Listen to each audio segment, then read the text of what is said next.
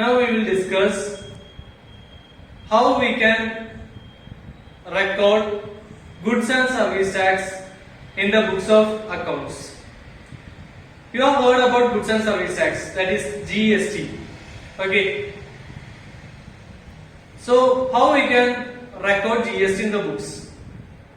This GST comes when the goods and services are purchased as well as the goods and services are sold. It is a tax on sales and tax on purchase. It is a tax on trade. Okay, it is a tax on trade. So when we purchase goods, we have to pay tax, and when we sell goods, we can collect that tax from the customers. Okay. So when we are purchasing goods, it is known as our input tax. That means we can take it as input. Input means it is coming into the business. And when we sell goods, it is known as output tax. The goods are going out, so tax for that is known as output tax. Okay. So purchasing means it will occur input tax, and when we sell, there occurs output tax. Okay. So goods and service tax. Goods and service tax. It comes in case of purchase as well as in the case of sales. And the purchase are of two types: interstate purchase as well as intrastate purchase. Suppose I am running a business in Kerala and I am purchasing some goods from Mumbai, and that purchase is known as interstate purchase. Interstate purchase, it means outside the state. Okay, not within the state, it is from outside the state. It is known as interstate purchase. And another type is intrastate purchase. Intrastate purchase means within the state. Purchase within the state. Suppose I am from Kerala and I am purchasing from goods and service from another manufacturer in Kerala, and it is known as intrastate purchase. Okay. And so there are two types: interstate purchase and intrastate purchase.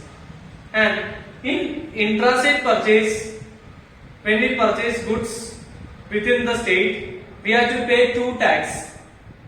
Two tax means central goods and service tax, that is CGST, and state goods and service tax, SGST.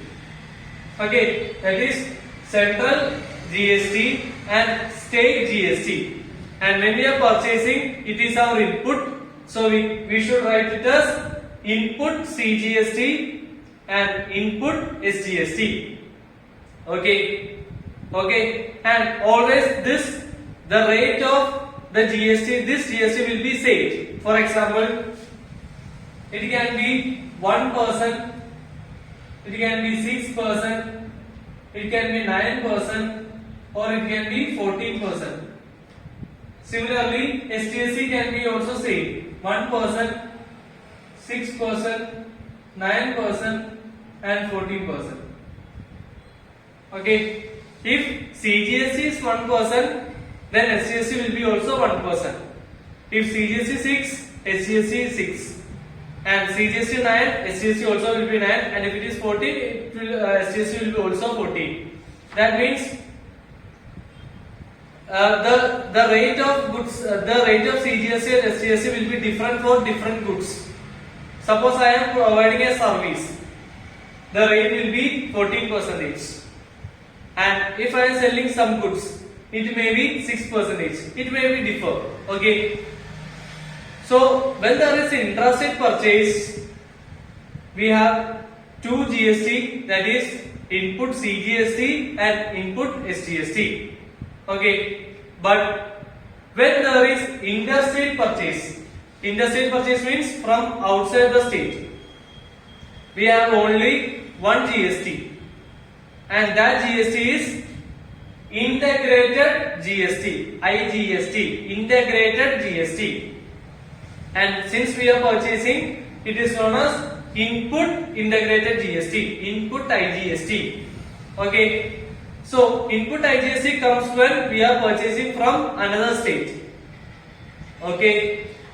So input IGST, the rate will be the sum of CGST and SGST. Okay. So the rate will be, for the first case it will be 2%. Then second case it will be 12%. Third case it will be 9 plus 9, 18%. And last case it will be 28%. So the IGST means together CGST plus SGST. 1 plus 1 2, then 6 plus 6 12, 9 plus 9 18, and as well as 14 plus 14 28. So this is the percentage of IGST. So when we are purchasing from another state, there will be only one tax, IGST, and if you are purchasing from within the state, there are two tax, CGST as well as SGST. And since we are purchasing, it will be always input tax, input CGST, input SGST, input IGST, etc.